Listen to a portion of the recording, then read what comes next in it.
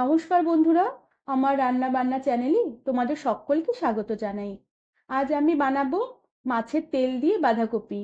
একঘেয়েমি বাঁধাকপি রেসিপি খেয়ে মুখে অরুচি হয়ে গেলে এই বাঁধাকপি রেসিপিটি বানিয়ে দেখতে পারো। গরম ভাতের সাথে বা রুটির সাথে খেতে অসাধারণ লাগবে। রেসিপিটি তোমাদের সম্পূর্ণ দেখার অনুরোধ রইল। আর ভালো লাগলে একটি লাইক, শেয়ার আর সাবস্ক্রাইব করে দেবারও অনুরোধ রইল।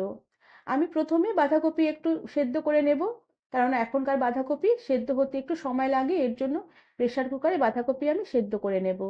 এর জন্য প্রেসার কুকারে কুচিয়ে নেওয়া বাঁধাকপি আমি দিয়ে দিলাম, আর তার সাথে অল্প জল সমেত ডুমো করে কেটে রাখা আমি আলু দিয়ে দিলাম, সাথে অল্প একটু নুনের ছিটে ছড়িয়ে দিলাম। এবার কুকারে ঢাকনা লাগিয়ে আমি একটা সিটি দিয়ে নেব, আর সঙ্গে সঙ্গে গ্যাসের আঁচ বন্ধ করে দেব। আর কুকারে সিটি হতে হতে ততক্ষণে আমি বাঁধাকপির জন্য একটা মশলা বানিয়ে নেব। আমি শুকনো খোলায় দুটো এলাচ, এক টুকরো দারচিনি, একটা লবঙ্গ, কয়েকটা গোলমরিচের দানা আর অল্প একটু গোটা জিরে শুকনো খোলায় তেলে নিয়ে হালকা করে ভেজে নেব। আর এদিকে আমি মাছের তেল নিয়েছি। এগুলো ভেটকি মাছের তেল। এই মাছের তেলে আমি অল্প করে একটু নুনের ছিটে ছড়িয়ে দিলাম, আর সাথে অল্প করে একটু হলুদ গুঁড়ো ছড়িয়ে দিলাম, আর সাথে অল্প করে একটু লেবু রস নিংড়ে দিয়ে এই মাছের তেলটা নুন হলুদ লেবু রস দিয়ে মাখিয়ে নেব। ভেটকি মাছের তেল ছাড়াও রুই কাতলা মাছের তেল দিয়েও এই বাঁধাকপি রেসিপিটি খুব ভালো লাগে খেতে। এবার আমি আরেকটি মশলা করে নেব। এবার একটি মিক্সিং জারের বাটিতে অল্প করে থেতো করা আদা দিয়ে দিলাম, আর তার সাথে দু তিনটে রসুনের কোয়া দিয়ে দিলাম, আর তার সাথে অল্প করে একটু টমেটো দিয়ে দিলাম, আর ঝালের জন্য দিয়ে দিলাম একটা কাঁচা লঙ্কা আর একটা শুকনো লঙ্কা। এবার যে মশলাটা তেলে রেখেছিলাম সেই টালা মশলাগুলোকে দিয়ে দিলাম, আর সামান্য জল দিয়ে এই সমস্ত মশলাগুলোকে একটু মসৃণ করে আমি পেস্ট করে নেব। আর ততক্ষণে প্রেসার কুকারে একটা সিটিও চলে এসেছে, আর আমি গ্যাসের আঁচ বন্ধ করে দিয়েছি।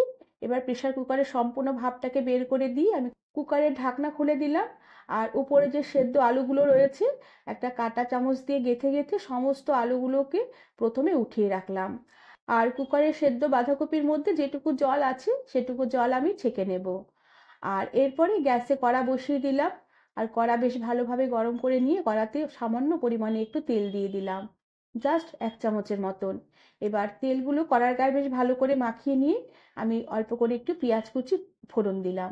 এবার পেঁয়াজ কুচিগুলোকে কিছুক্ষণ একটু নেড়ে চেড়ে নেব। পেঁয়াজগুলো একটু নেড়ে চেড়ে নেবার পরে আমি মাছের তেলগুলোকে পেঁয়াজের মধ্যে দিয়ে দিলাম, আর মাছের তেল পেঁয়াজের সাথে বেশ ভালো করে একটু নেড়ে চেড়ে নেব। এতে মাছের তেলের সাথে পেঁয়াজ বেশ ভালোভাবে ভাজা হয়ে যাবে। বেশ কিছুক্ষণ মাছের তেলের সাথে পেঁয়াজ নেড়ে চেড়ে নেবার পরে মাছের তেলও গলতে শুরু করেছে, আর পেঁয়াজও বেশ হালকা হালকা ভাজা হয়ে এসেছে, নরম হয়ে এসেছে। এবার আমি বেটে রাখা মশলাগুলোকে দিয়ে দিলাম, সাথে মশলার বাটিটা ধুয়ে সামান্য একটু জল দিয়ে দিলাম, সাথে দিয়ে দিলাম পরিমাণ মতো নুন আর পরিমাণ মতন হলুদ গুঁড়ো। তার সাথে একটু কাশ্মীরি লঙ্কার গুঁড়ো দিলাম, এতে তরকারিটার কালারটা বেশ ভালো আসবে। আর তার সাথে এক মুঠোর মতন মটরশুঁটি ছড়িয়ে দিলাম, আর সবশেষে একটা তেজপাতা ছিঁড়ে দিয়ে দিলাম। এবার এই সমস্ত মশলাগুলোকে বেশ ভালো করে নেড়েচেড়ে কিছুক্ষণ একটু কষিয়ে নেব, যাতে মশলার জল শুকিয়ে আসে আর মশলার কাঁচা গন্ধটা চলে যায়। বেশ কিছুক্ষণ মশলা বেশ ভালো করে নেড়েচেড়ে কষিয়ে নেবার পরে মশলার থেকে জলও বেশ শুকিয়ে এসেছে, আর মশলার বেশ তেলও বেশ ভালোভাবে ছাড়তে শুরু করেছে, আর খুব সুন্দর একটা গন্ধ বেরোচ্ছে।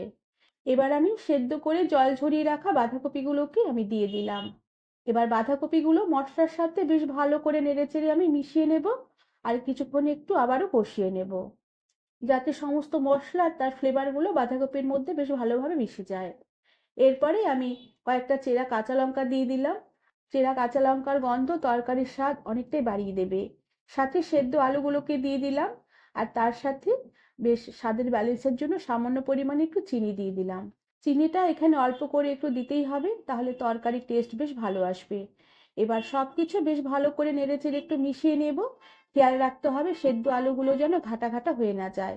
এবার আমি আর আলাদা করে জল দেব না, এই বাঁধাকপির জলেই বাঁধাকপি খানিকটা মজিয়ে নেব। এর জন্য গ্যাসের আঁচ কম করে দিয়ে ঢাকা দিয়ে রেখে কিছুক্ষণ একটু রান্না হতে দিলাম।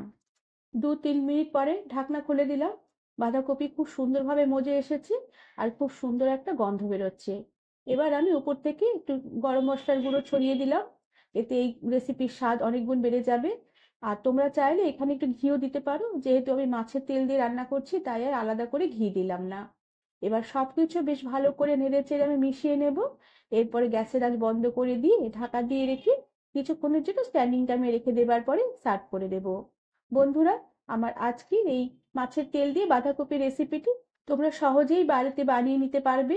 একঘেয়েমি বাঁধাকপির রেসিপি খেয়ে খেয়ে মুখে অরুচি হয়ে গেলে এই রেসিপিটি বানিয়ে দেখো, গরম ভাত বা রুটির সাথে খেতে দুর্দান্ত লাগবে। রেসিপিটি তোমাদের ভালো লাগলে একটি লাইক, শেয়ার আর সাবস্ক্রাইব করে দেবার অনুরোধ রইল। আজ তাহলে আসি, পরে আবার একটি নতুন রেসিপি নিয়ে দেখা হবে। ধন্যবাদ বন্ধুরা।